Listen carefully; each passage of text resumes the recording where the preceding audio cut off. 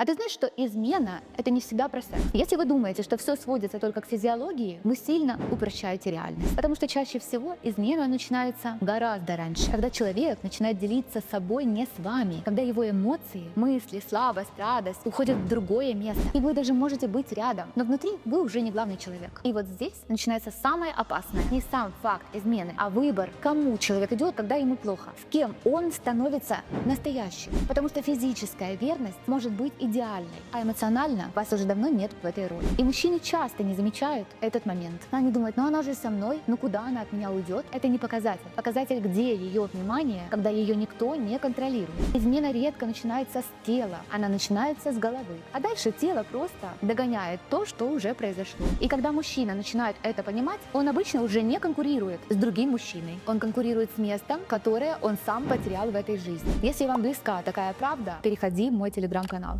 Ссылка в шапке профиля.